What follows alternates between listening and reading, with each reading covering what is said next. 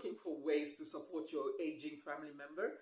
It could be mom or dad. You are a busy business owner and you're just like, I notice of late, every time I come and see mom or dad, they seem to be struggling with day to day. And this can bring up a lot of emotion like, oh my goodness, what are we going to do now? Do we invite them to come and live with us? Or should one of us go and check in on them every now and again? Your life may be so busy right now and you may be wondering what is the right thing to do. What are your options? Where do you even start? These are some of the things that I learned having worked in healthcare for many years. I worked for the NHS and then I also worked for Bupa and then I also worked in the community, self-employed, working with different agencies because I wanted to make a difference in the community. I realized I felt a little bit restricted working in the hospital. It was amazing working in the NHS. It was such a great foundation for me as I started moving into business, supporting business owners in their own businesses. And this is a segment, this is an area that is precious to me. It's close to my heart because my own dad, left about 2 years ago now while I was doing supporting an elderly family member. And anyway, so you may be in this season in your life. I just thought I'll give you that bit of background. It's something that I really enjoy. But what I found is I'm always growing, always learning, always adjusting and making changes. What I found is I can support more families as a coach because I met different families struggling with different things. Sometimes I was subcontracting with an agency. Sometimes I worked with the family directly. So I bring a lot of experience to the field and I want to help you and support you to make the right decision. What's the right decision for you and your family? I want you to understand this. You must make the decision that is right for your family. Yes, that is why it's good to know what's available. What is the support out there? What's available to you? So where do we even start? It all really depends. And in this video, I'm going to cover some general topics. You may have something that is personal to you. And I want you to get in touch with me because I'll leave a link below where you can leave me a message and I'll respond to your message within 24 hours. One of the things to think about is, what is our family setup now? Are you an active family? Are you busy with your businesses? Do you have to do school runs? Do you have a life that is so busy that it might be hard to really support your family member? Do you feel like our mom or dad will not get the attention they deserve? So that is one thing to think about, right? And of course, you may be worried, oh, how do we hire somebody through a huge agency? It may not feel personal. It may feel like just a little bit businessy, right? You may feel like they'll send us whoever they have and we have to accept whoever. We don't want to do that. I want to give you peace of mind. I want you to rest a little and start considering the options that are available to you. So, according to what's going on with your mom or your dad, there are different agencies. Wait, don't get triggered, don't freak out. There are different agencies that are specialized in supporting different types of medical or healthcare conditions that your mom or dad may be dealing with. And according to their years of experience, they know how to match you with the right person to come and support your aging family member. And this could be at home, where this person comes and lives in the home for 24 hours, so it becomes 24-hour care. And that is really ideal, especially if your mom or dad needs constant support, needs somebody to keep an eye on them on a regular basis, yes? So that's one scenario. Or the agency can send you somebody, or the council can send you somebody who comes to do their personal care in the morning for a couple of hours, check on their medication, whatever needs to be done for a short time, and off they go.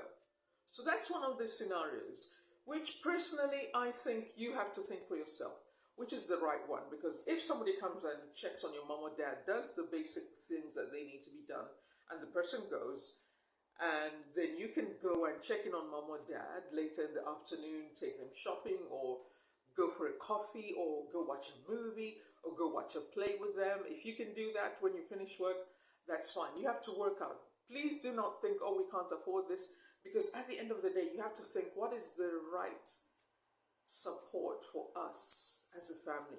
Because you want to have peace of mind, right? You don't want to be worrying, oh my goodness, is mom or dad safe? Or you don't want to be calling the agency every now and again. You want to know that whoever they have sent to support your mom or dad is the right person.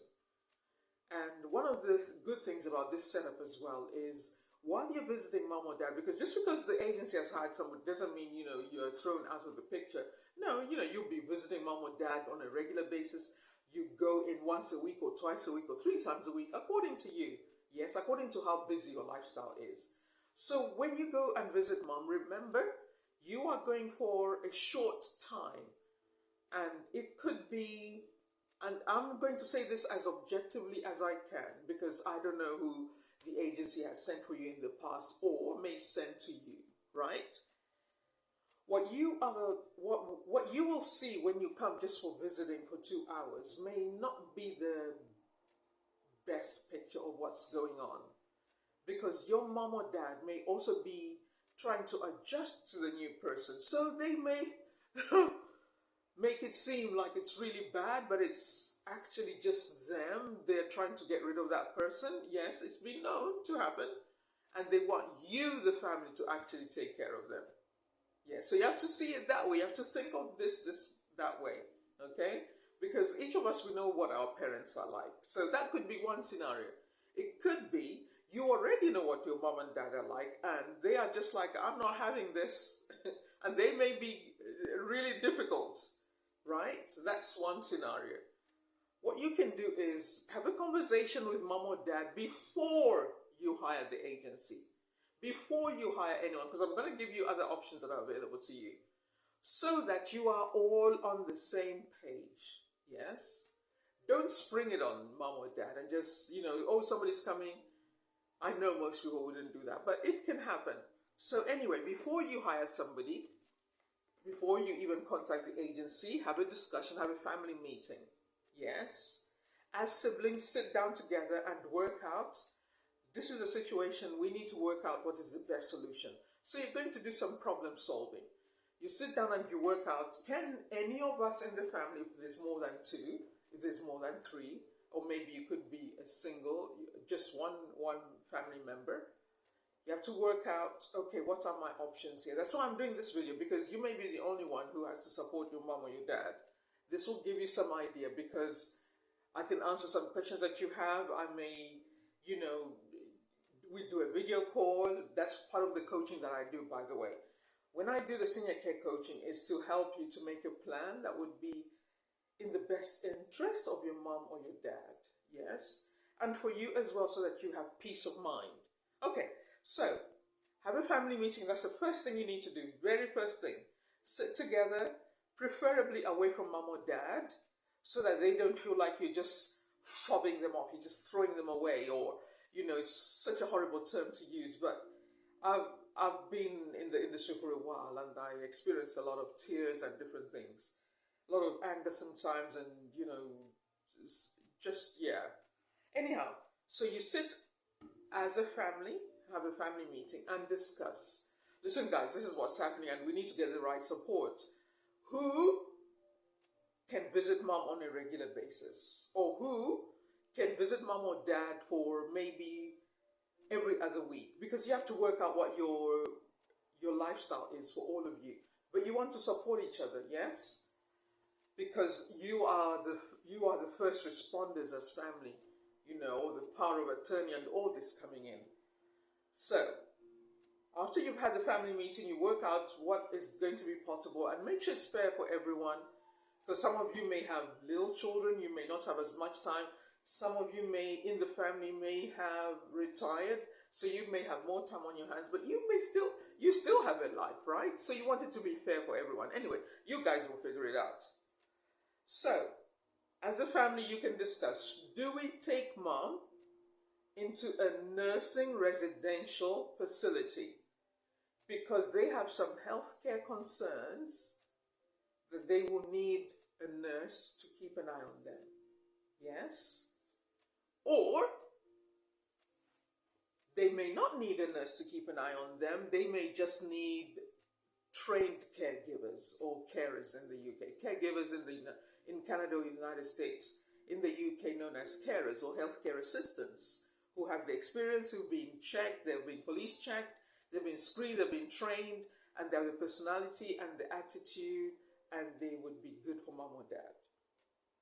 Because any agency will usually make sure, as far as I know, that you also have a discussion with that person before that person comes and works with your family member. Okay? That is in the home situation, if you decide on home care. But if it's going into a residential family setup, that's a different scenario altogether. So you have to work out who of us has the time to go and visit different care facilities, different nursing homes, or different nursing residential facilities. You will have to go and do those visits and go and check. What do you feel? What's the feeling you get, sitting down with other residents? What's the impression you're getting? And then after having visited all these different facilities, you can work out which one would be best for us. You look at the reviews, you talk to other families, you go at times where other family members are visiting and you hear what they say. So this will take a bit of time, right? Because this is such an important decision. You don't want to rush this decision because it will be back and forth, back and forth, back and forth. Believe me, I know from working experience. So that's one scenario where mom or dad end up in a nursing residential facility. And it doesn't mean they will have to stay there all the time completely. I think you can work out whether they can take a break, come and stay with you maybe for a week. You have to work it out with the facility that you're with. Yes, that you decide on. That's one. But here is another option. I'm going to give you different options. Here's another option. You work with an agency that sends you somebody to come and stay with your mom or dad in their own home. Yes. And different agencies do what they call managed care, where they're directly involved in the hiring and recruiting and training of the carers or caregivers. Just check in your location, okay? I'm going to talk about this a little bit more. So they will send somebody to your home who has been vetted, they've checked them, their police check is clear, they have the personality, and they pass the mom test. Yes? You want somebody who passes the mom test, somebody that you can trust to take care of your mom as their own family, even if they may have a different cultural background. Human beings' care support is the same. We all bleed the same, right? Cultural backgrounds may be different, and maybe the English may not be 100%, but a caring person you can tell straight away. A caring person doesn't even have to be the most fluent in English. Of course it helps, absolutely. Absolutely. And I know some of you are going, I'm not hurried. I know, but in case you're in that situation, this is why I'm giving this video, so you have an idea that you have many different options, so that you never feel restricted or like, oh my goodness, we are so stressed out, we don't know what to do. Okay? So the agency can you may work with an agency or decide to work with an agency that does managed care, where they're directly involved with all the care or the training, or they also do introduction care, yes, which is where they hire somebody who is self-employed to come and live with your family member, your mom or dad, live with them for 2 or 3 weeks, take a break, they find somebody else who comes in, and then that person comes, and ideally, in the best interest of your mom or dad, you want to have the same people taking breaks, taking rotation, yes? Because one of the mistakes family members think is one person. One person will have burnout in the end. It is actually not sustainable. I know people tell you different things. You hear different ideas. I did this for about 8 years. Yes? So, the agency may send you somebody.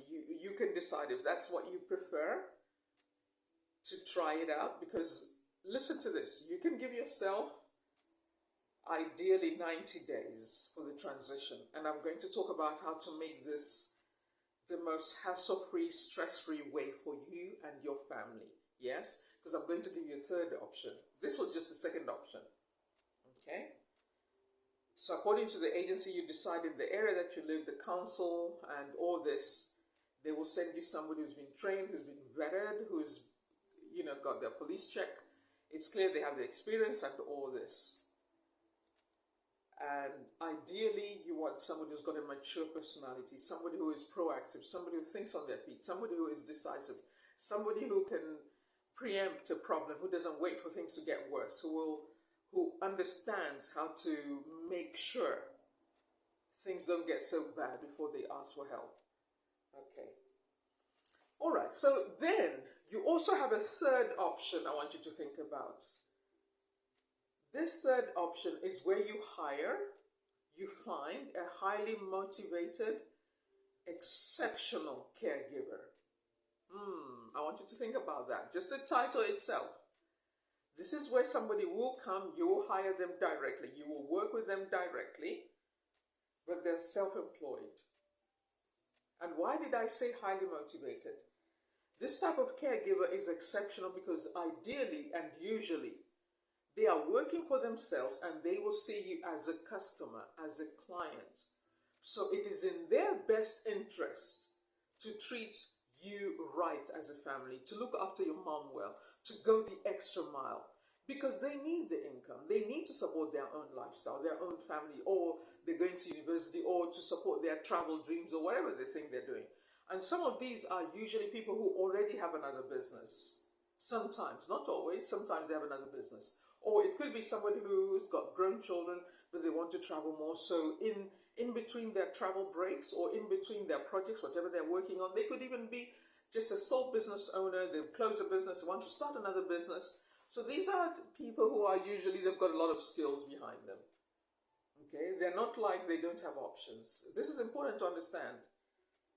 Because when this kind of person comes and works with your family member, like I said, it is in their best interest to support your family. They want to make sure you have peace of mind. They want to make sure you're not worried about anything. And they want to make sure that you feel that they feel like they are a part of the family. Yes?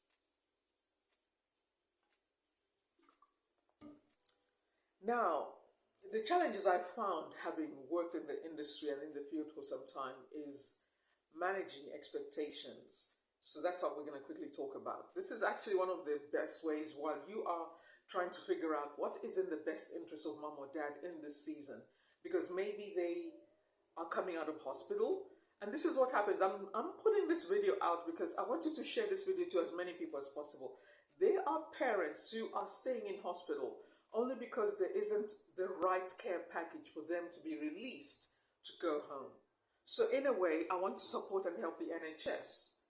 Because when an elderly family member or an elderly senior citizen wants to go home in the comfort of their own home and they're held back in hospital, that can be depressing.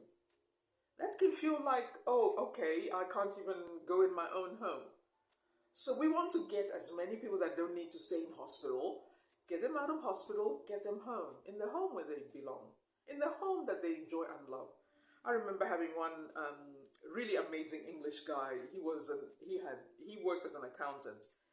We had so much fun just discussing, telling me about his trips all around the world, and amazing person. It was really hard for me, and I remember thinking, I'm going to have to do this from a different point of view, because I started getting affected by it. What I realized was, when you start caring for somebody one-to-one, you start seeing them as family, and when they're going downhill, like they're not going to make it, it's their time is up, it can be really hard. I kid you not. It was really hard. I remember actually for 2 months, I didn't want to do it. I was just like, I can't. Because listen to this. This gentleman had gone into hospital, and he was really, if I say allergic, it would be like an understatement. He hated hospitals. Because when his wife died, he wasn't happy with the condition in which his wife passed on. So he really didn't want to be in hospital. He would rather stay at home. So I was recruited by another company. I went in there, did the risk assessment and all this. He had his own peculiar traits, but a really amazing man. And what was amazing as well was to realize that he was an individual, just like everybody else is, and he had his own opinions, and he was also strong-willed. The caregiver that was there before I came, at the time when I was, working on the ground doing this, because I wanted to understand the industry better. I felt the way to understand the industry better was to actually work with patients directly. Otherwise, I felt like I would have no authority. Having worked in the NHS, in the hospitals, that was different, looking after a lot of people. I also worked in the private hospitals. I knew that working in the community would be completely different. So anyway, there came a time where I was on my break. I was doing a rotation with another caregiver, and he ended up in hospital. And while he was in hospital, he wasn't getting any better. He was actually getting more and more, he was deteriorating. His condition was getting worse. And it got to a point where his closest family at the time were a few friends and a few other caregivers. It was like he's not going to make it. So anyway, my rotation came, and I had to go and see him. Because before I came, I was in touch with the caregiver that was currently looking after him. She said to me, I don't think he's going to make it, Meg. And they're trying to sort out to put a care package in place for him to go home, to be released to go home. But they won't let him go home because they don't feel that like there's anybody to look after him. So I said, listen, let them know that there is a caregiver that is coming to take over. When she comes, she has the skill set, she's got the confidence to support him at home, so they can release him. Because I also felt upset that why does he have to stay in hospital? For what? Why? He could go in his own home, and when the time comes, it will be in the comfort of his own home. So anyway, on the day that I was, it was my turn to take the rotation, I went to the hospital and I spoke to them, and they were like, okay, that's good, but we also think, and which I also agreed, they were writing their assessment. When he needed, really personal care, it would have to take more than one person. It would have to be two people. So they still had to organize with another agency to find somebody who can come in for a few minutes, help me to turn my client, and then go help him with medication, whatever needed to be done. That was absolutely the right call. So they were absolutely right. So, but they were also glad that somebody who had a healthcare background, who had a nursing background, was going to look after him. So they were happy with that. And on that, they agreed to let him go. Because by the end of the day, there was an agency that was available. You see, that's why I'm doing this video, I saw that this is really hard on families. This man didn't even have any close family. He did have some friends. But imagine when you have a family member, you live in another part of the world, and by the time you fly over, they haven't made it. That can be hard. What you want to do is make sure that your mom or dad is well supported, even if you live somewhere in a different part of the world, that no matter what happens, they get the right support. So anyway, my patient, he eventually was released home after the discussion we had. We had the meeting and it was agreed, so he was allowed to come home. But what was interesting to me was he actually came home as it was the last day. So imagine, he could have been home at least for a week perhaps, but the day he came home is the day that he died. Because it was tough. It was tough. So that's, like I said, I took like 2 months, I wasn't going to do this. But anyway, let me say this. I bring an objective view when I do the coaching. Supporting somebody who is probably not going to make it is really emotionally taxing for a caregiver. I want families to understand this so that we manage expectations, so that you look at this from an objective point of view. Don't just think, oh, maybe they're just looking after my mom or dad because they haven't got other options. Don't think like that. Or you may be thinking, well, I'm not sure if they're really taking care of mom. What you can do is take turns. Let the caregiver do some of the work and then you do some of the work. Because that way you'll be able to see how your mom or dad is responding to the care, yes? And this will also help you to be objective, because sometimes, let's be honest, we all know, like I said earlier, mom or dad can be difficult, but it's not always like that. What you need is to be objective. So you have to think. That is why I highly recommend the live-in carer. A live-in carer can work in a team of 3 or 4 where they take turns. The caregiver, highly motivated, exceptional. They have experience behind them, absolutely. but they need to take turns so that they are free to go back home and do something else and carry on with whatever else they're doing, and then come back and then just feel refreshed to support your mom or dad. I highly recommend this one, this last option, because it also gives you the opportunity to be more directly involved with the care of your mom or dad, if you can. And that actually means when you have a highly motivated caregiver, it is only like maybe 2 hours that you can come and spend with them, or 3 hours if you want, or 4 hours. Yes, because you want them to be fully present. You don't want them to be exhausted, right? So you have to see this caregiver as part of your support structure. This is very important, and you may not have heard it this way. That is why the coaching, right? And when you work with me as a coach, I hear what you want to accomplish, what you feel is important for your mom or dad, and then we look at the whole picture, then we decide, okay, should we go for getting a live-in caregiver who comes for 2 to 3 weeks, or 3 to 6 weeks, or 8 weeks? Some caregivers, they travel around the world, and some can come and stay with mom or dad for 8 weeks. So for 8 weeks, you don't have to be concerned, to worry, because this highly motivated caregiver will have someone who will take over. And part of my introduction as a coach is to introduce to you people who have the experience and who are motivated and who think like a manager. Yes, but they're also down to earth, kind, caring, and they pass the mom test. So I want you to think about this one. With what I've said so far, what comes to mind for you? Would you rather go for a big agency that does all the training directly? That is a good option. It's up to you. You just have to vet the agencies, check the different agencies. That's one way. Yes. But just remember that they will probably have a lot of people coming and going. For some reason, because an agency is a bigger business, so they have to pay so many different types of people. And they may not like me doing this video here, but I'm just letting you know that these are the options. And if you're okay with that, that's also fine, because there are people who will do it.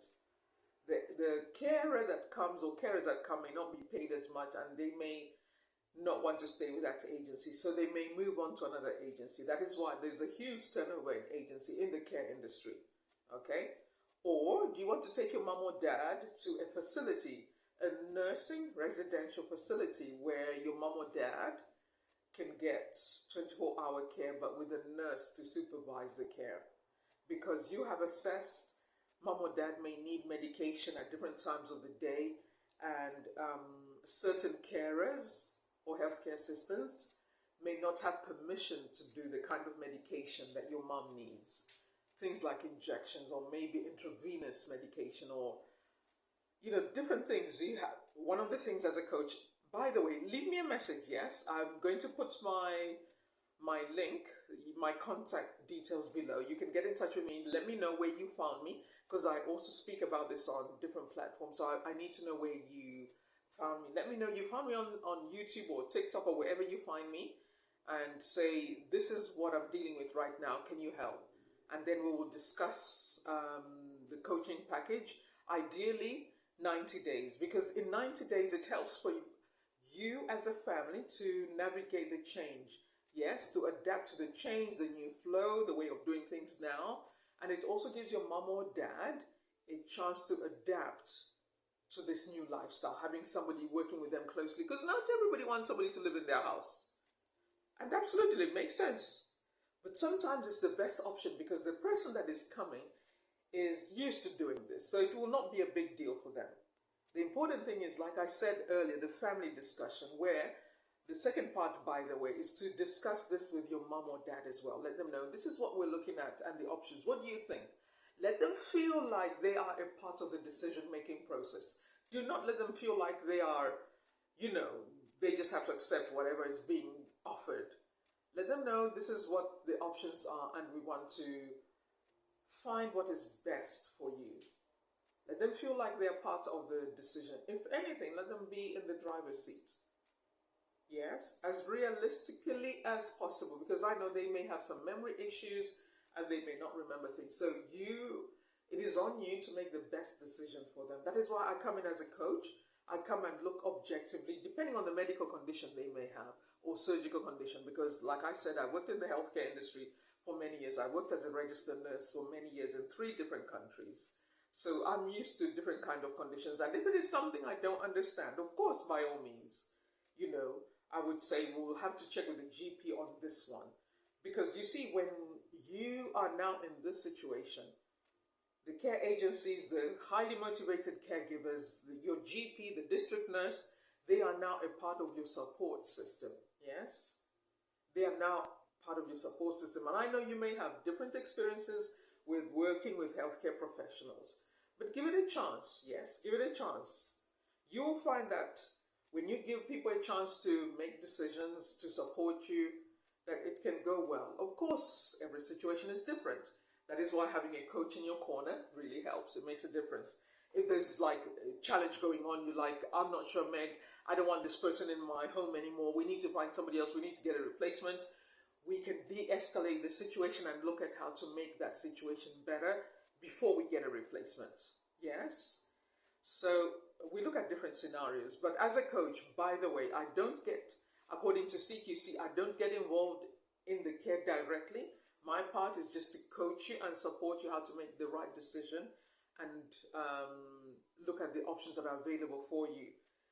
But I also, if I have to introduce an exceptional caregiver to you, it would have to be somebody who is experienced. I would not introduce somebody to you who doesn't have the experience, who doesn't have the tenacity, who doesn't have a positive outlook to life. Because you need somebody mature in this industry, I found. You need somebody who can, they don't take things personally. You need somebody who's got the skill set. It's not just the skill set, the personality, the mindset, who can pass the mom test. Somebody who's proactive, somebody who knows how to be happy.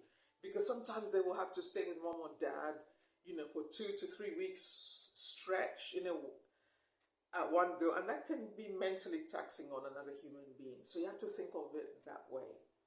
Listen, I thought I'll give you all the options that are available out there. You may have some questions still and you're like, I need to know, Coach Meg, I do one-on-one coaching. I also do group coaching. And, there's an upfront fee, just being transparent. It's about $4.99. And this will help me to set up everything that's going to be, that we will have to look at. We have to look at risk assessment. Is your home safe for a caregiver to come and live in with your mom or dad? And it's really not that complicated. It's all troubleshooting. It's all problem solving. We have to make sure we have a carbon monoxide alarm. We have to make sure we have a fire alarm. We have to make sure, all these different things. Because we want to make sure your home is safe, not just for your mom, but also for the caregiver that is coming. Should you decide to get a live-in caregiver, yes, or a live-in carer?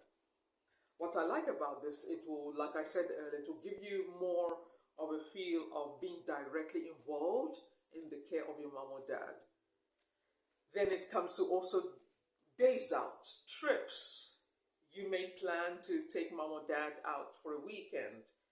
Yes, so this is really one way I found anyway for you to really feel that you are supporting your mom and dad 100%. So that's the setup fee. It will be about $4.99, and then we'll be doing the weekly coaching. Any issues that you feel I need to support you with, but I'm not directly involved with the care. Okay, but it could be maybe you just need somebody to talk to, someone just to vent. So that would be something helpful for you. And because sometimes what I find, and of course there's a lot of discretion, I sign a disclaimer, I don't discuss your family with anybody else. It's, I think, like a lawyer in that sense, that it's part of being professional, and so you can have peace of mind. And when we do the coaching, I also talk about things to expect and how to prepare your family member, how to make sure you prepare a private room for your caregiver that's coming so that they have a nice place to stay. Yes, you don't want a caregiver to come and they're frustrated, they've left their own home and then they're living in a place that is, no. You want to make sure you get a cleaner once a week or every 2 weeks. So there's a lot to discuss on this one, and I want you to get in touch with me. There's a link below. There's my contact down below. Get in touch and we will do the coaching And if after 90 days you're like, you know what, I really enjoy this, I want to extend this, absolutely, by all means. But you'll actually save quite a bit. You'll save quite a bit doing it this way. So whatever you decide, get in touch with me because I can help you look at the options. We can just do a one-off coaching, and that's also fine, where we just study, or I sit down with you and we look at, sometimes one of the things I would do is do the research for the residential facilities in your area, which are the best ones. You know, look at the reviews, what's happening, which ones are the best ones. Or you may decide you want to visit a few and you are so busy running your business, you haven't got time. You may also just need somebody who just speaks to mom and dad, calls them on a regular basis. Yes, that is something I can help organize. Somebody who they can have a discussion with that is not care related, that's just, you know, talking about their hobbies or things they've done in the past or things they enjoy, you know, like companion care. So you have many options. Do not feel like you don't have options. You have options. And I'm so grateful got to this point where I can do the video, because a few people asked me and said, Meg, there's such a need for this. It is hard to find the information and how to make a decision. Because you can look, actually, you can also go and look on which.com, which.co.uk, which.co.uk. It tells you about living care and the different options so that you understand what your options are. So that when you work with me as a coach, you already have some idea how this works. Listen, you don't have to take a long time. If you need somebody to start helping your mom or dad this weekend or next week, get in touch with me. Do it quickly. Do it really quickly, because it takes a while sometimes to find the right person, but sometimes it doesn't take long, because it just depends on availability. Because you see, the really good caregivers, the exceptional caregivers, the highly motivated caregivers, they're always booked. They are not twiddling their thumbs waiting for the phone. They are booked. They're somewhere around in the country. So wherever you're watching from, thank you so much for watching. Get in touch with me and I'll see you on the next video, or hopefully in the coaching group. Bye for now.